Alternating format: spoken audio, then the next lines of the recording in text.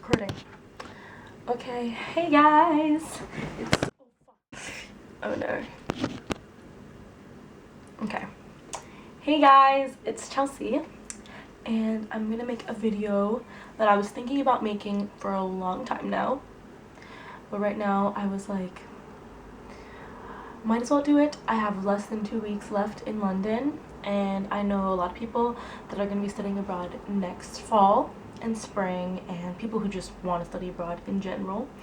And fear not, because I have lived in London for 3 months and have inquired for 3 months: January, February, March, April, May. Oh my god, 4 or 5 months. And I have acquired some knowledge that I will give you folks. And so I have a list, and I will read it off and elaborate. The first study abroad tip is that you will spend money. This is not exactly a tip, it's more of a blunt fact. You will spend money. And not only that, you will have, I know a lot of people who are sticking to a budget and they'll go over it. So I think what's best is that you have a budget, an under budget, if that makes any sense, of a certain amount of money, a certain amount of allowance you get every week. And then for things like trips on the weekend or whatever you want to do, like if you go someplace far away, you would want to allocate maybe a certain amount of money for those trips, because that's where I believe I've spent the most money on this study abroad experience, is during my trips and not necessarily when I'm in London. And so yes, you will spend money, and yes, you should under budget. Does that make any sense? Go a little bit less when you live in London or wherever your study abroad site is, and then when you go on trips, that's where you can give yourself a little bit more leeway room. Number 2, make sure you do not pack more than what you need. And this is a legitimate tip, because everyone I know has packed something they're like, why the fuck did I bring this? Okay, the number one thing for me that was hard, especially about London, is that the weather is so changing, and it's changing so much. And make sure that's another thing you look up, is the weather in your study abroad site and whether you're actually packing for that weather, because London is cold, very cold, and for some reason I was like, spring season, it's like spring semester, I'm gonna wear shorts and dresses, and I'm not. I'm at the end, almost like a week and a half left, and I am not gonna wear shorts and dresses.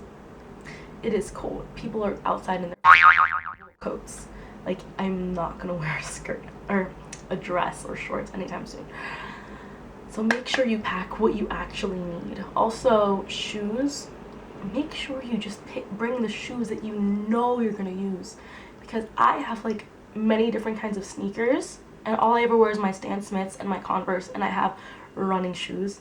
And let's be honest, I'm not gonna run. I'd rather walk in my Stan Smiths than run in my Asics that I brought for no reason. I brought them, I never wore them. Third, buy your tickets, if possible, before you even get here. Because I know a lot of people that were like, oh, I'm not gonna buy anything, I'm gonna go and I'm just gonna see my options and all this stuff. I think you should at least have one trip that you buy beforehand with people that you know, because when I got here, for some reason everyone was friends with each other and everyone was already planning trips with each other, and I was like, whoa, I don't know where to go and I don't know who to go with, and everyone has all these friends, and it's like last minute, so it's like over £100 round trip when you could have gotten it sooner for like 40 round trip. So what I think is, if you have friends that are studying abroad with you, or friends that you know were also studying abroad in Europe and whatever, plan trips before you even get to Europe, because there's nothing like buying a last minute plane ticket and it costing you a heck of a lot of money. Also, another tip that goes along with this: don't go someplace that you're just gonna go to because it's cheap. There's so many kids here that will go to a weekend someplace they've never heard of, some weird island or some place, small town in Belgium or something. Not hating on Belgium, I love Belgium, but all of these things. They go to these places they never even heard of, they never even read about, because it's cheap. And then they realize that they could have just stayed at home and done something with their friends or whatever. And I don't know, do your research on places. And that's my next tip, number 4. Before you go someplace, do your research, and not just your research on where you want to go and what restaurants you want to eat at. Do your research on the people, because a lot of times you'll go someplace and the culture shock isn't necessarily about, you know, the touristy areas, and it's the people that you encounter. Because when I went to Scandinavia, yes, I heard that they're very smart people, I heard they're very liberal people, I heard they're very happy people, but they didn't tell me that the culture in Scandinavia is so different than here. Like, they don't do small talk, they won't look at you, and it's not like a bad, you know, I don't want to be like, oh, Scandinavians, what? No, because they are nice people. They just won't make any small talk. They won't be the first ones to go to talk to you at the bar or whatever, you know? It's a different thing. Also, like with the French and the Parisians, there's a different thing. So people have to get used to that, and I think before you go anywhere, you should either read up on the culture, learn a few phrases in the native language, just to comfort yourself and ground yourself a little bit. 5th tip, and this is to make use of groceries and student discounts. These will save you money. Don't, just because you're in some new place and you want to eat out all the time doesn't mean you can't cook for yourself, because there's many things you can do. You can get pre-made meals. You can just get salmon and bake it in the oven for 20 minutes. Super easy. There's all these, you can put grilled chicken, you can look up videos how to make grilled chicken, you can make pasta. If you are able to learn what grocery stores are in your area, which ones are the cheapest, and figure out that, not only will that make you more acquainted with your neighborhood and make you seem more, you know, like, oh, I'm really living here, it'll also save you money if you can buy groceries. And student discounts, there's a lot of stores with student discounts, like Topshop. I know, like, don't buy too many things, but I bought a couple jeans from Topshop, which the student discount is really good. Okay, now this is my 6th tip. Make sure you have time to FaceTime your family.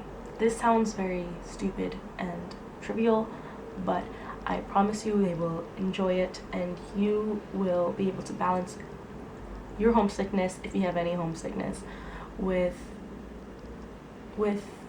you know, hearing about what's been going on, and, you know, keeping up to date with your family and your friends, because it helps you with your homesickness and your isolation. What am I saying?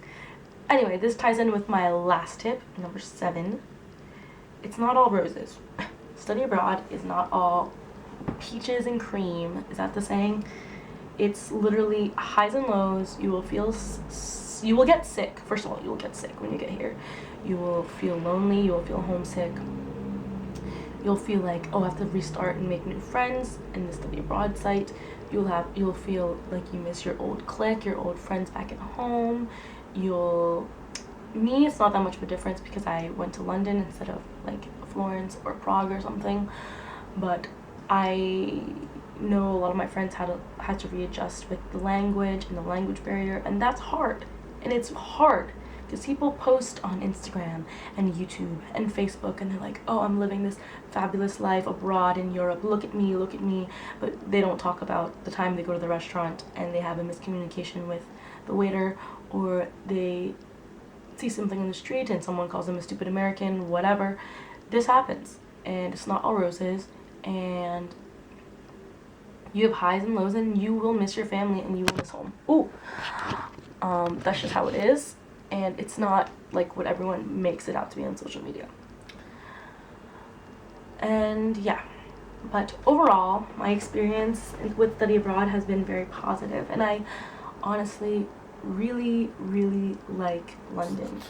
And I don't know why I cut off here, but I just wanted to say I think I'm going to make another video on my personal experience with study abroad and what I've learned, but that will be up next.